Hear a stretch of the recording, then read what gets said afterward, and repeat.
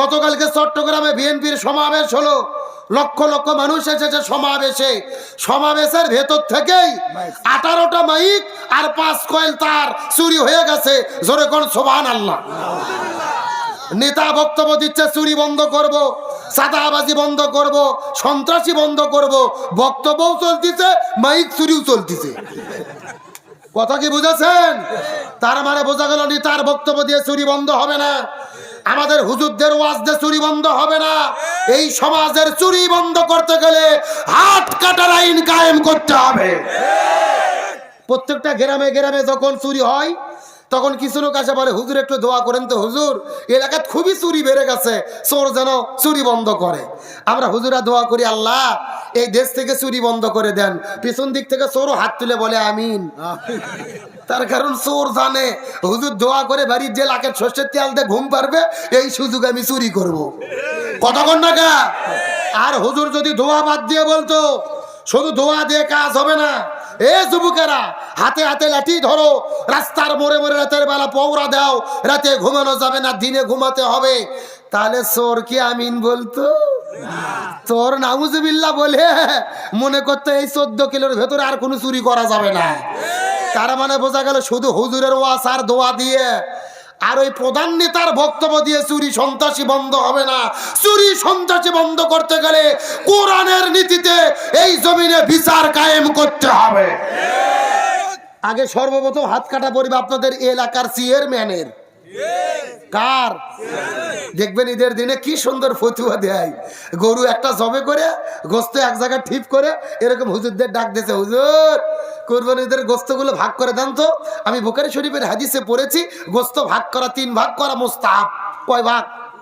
1 ভাগ আমি খাবো, 1 ভাগ আত্মীয় স্বজন খাবে, 1 ভাগ পাড়া প্রতিবেশী খাবে। আমার ভাগে কমালের সমস্যা নাই, গরিবরা যেন কম না পায়।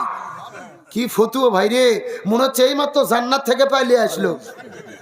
একেবারে দাড়ি পাল্লাতে ভাগ করে। আবার 3 দিন পরে যখন ইউনিয়ন পরিষদে চাল আর গম বন্টন করতে গেছে, তখন দাড়ি পাল্লা বাদ দিয়ে ভাঙ্গা বালতি নিয়ে হাজির। ঠিক আছে, আসতে বললেন কেন? জোরে বলেন ঠিক, আরো জোরে ঠিক। কাগজের ভেতরে লেখা নিচ্ছে আব্দুল সালাম 20 কেজি চাল দিচ্ছে 12 শেয়ার। কয় শেয়ার?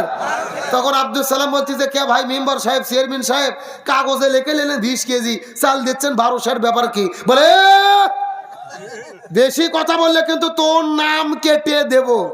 তখন গরিব বলতেছে ভাই নাম কাটেন না, যা দেন খাইয়ে বাঁচি। আমার ভাইয়ের আসার জন্য বলি নাই। এই বাংলাদেশের এক চেয়ারম্যান চাল ডাল গম চুরি করা অপরাধে প্রকাশ্য দেবালোকে যদি হাত কাটা হতো আর পুরো বাংলাদেশের টেলিভিশনে লাইভ সম্প্রচার করা হতো, এক চোরের হাত কাটলে এই বাংলাদেশে 30,000 চেয়ারম্যানেরা এমনিতেই তওবা করে ভালো হতে বাধ্য হতো। আর গত 16 বছর স্বৈরাচার হাসিনা বলে আমরা দেখেছি বেধবা ভাতা, বয়স্ক ভাতা, স্বামী পরিত্যক্তা ভাতা, এই কার্ডগুলো কোনো বুড়ো বুড়ি চাচা চাচি নিতে গেলে 5,000 টাকা হাদিয়ে ঘুষ দিয়ে 6 মাস আগে সিরিয়াল দেওয়া লাগতো। আরো জোরে বলেন। ভালো করে বোঝার চেষ্টা করেন, তাহলে চুরি যদি বন্ধ করতে চাই কিসের বিচার লাগবে? ভালো করে বোঝেন, এই বাংলাদেশে আল্লাহর কোরআন বলেন জানিয়াতু ওয়াজ-জানি ফাজলিদু কুল্লা ওয়াহিদিম মিনহুমা মিয়াতা জালদা। যদি কেউ জিনা করে বিয়ে করার আগে 100টা বেতের আঘাত করে তাদেরকে বিয়ে করে দিতে হবে। কার কথা? আর যদি কেউ বিয়ে করার পরে জিনা করে বুক পর্যন্ত মাটিতে পুঁতে রেখে পাথর মেরে হত্যা করতে হবে। কার কথা? আজকে বাংলাদেশের এক জিনাকারীকে ধরে প্রকাশ্য দেবালোকে বুক পর্যন্ত মাটিতে পুঁতে রেখে পাথর মেরে যদি হত্যা করা যেত, সব টেলিভিশনে সম্প্রচার করা যেত, এই বাংলাদেশে চুরি তো দূরের কথা, ধর্ষণ তো দূরের কথা, ইফটিজিং তো দূরের কথা, অনেক যুবকের রাতের বেলা স্বপ্ন দোষ পর্যন্ত বন্ধ হতো। কথা কোন কথা কোন? তার মানে বোঝা গেল কোরআনের বিচার কায়েম হওয়া ছাড়া এই জমিনে শান্তি কায়েম হবে। সৌদি আরবে চুরি করলে হাত কাটার আইন আছে। আমি 3-4 বার হজ এবং উমরা করতে মক্কা মদিনায় গেলাম, কিন্তু আল্লাহর কি কাম, আমি কোনো হাত কাটা লোক দেখিনি। আপনাদের মধ্যে কেউ দেখছেন নাকি? আমি গত বছর যাওয়ার পরে মসজিদে নববীতে এক শায়েখকে জিজ্ঞেস করলাম, শায়েখ এখানে তো হাত কাটার আইন আছে, তে হাত কাটা লোক নেই কেন? আমাকে বলতেছে হুজুর আপনি পাগল হয়েছেন, যেই দেশে হাত কাটার আইন থাকে ওই দেশে কোনো চুরি থাকে না। সুবহানাল্লাহ বলেন। তার মানে বোঝা গেল আল্লাহর উদ্দেশ্য কারো হাত কাটা নয়, আল্লাহর উদ্দেশ্য এই জমিন থেকে চুরি বন্ধ করা।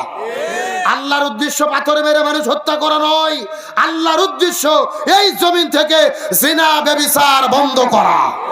সুতরাং স্বাধীনতার 54 বছর পার হয়ে গেছে, বাবার নীতিতে দেশ চলেছে, চাচার নীতিতে দেশ চলেছে, স্বামীর নীতিতে দেশ চলেছে, কারো নীতি শান্তি দিতে পারে নাই।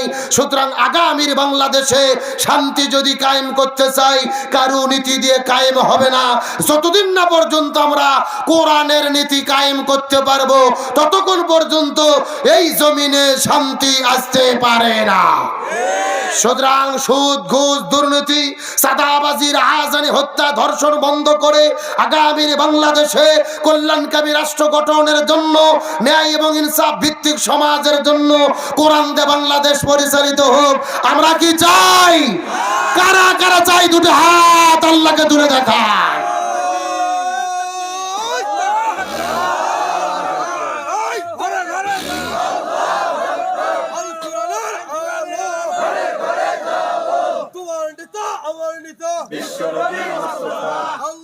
কিন্তু বর্তমানে বাংলাদেশে অনেকেই ফতুয়া দিচ্ছে জাগামিত ইসলাম যদি ক্ষমতায় যায় আর কোরআন দিয়ে যদি বাংলাদেশ চলে কারো হাত থাকবে না, সবার হাত কাটা হবে।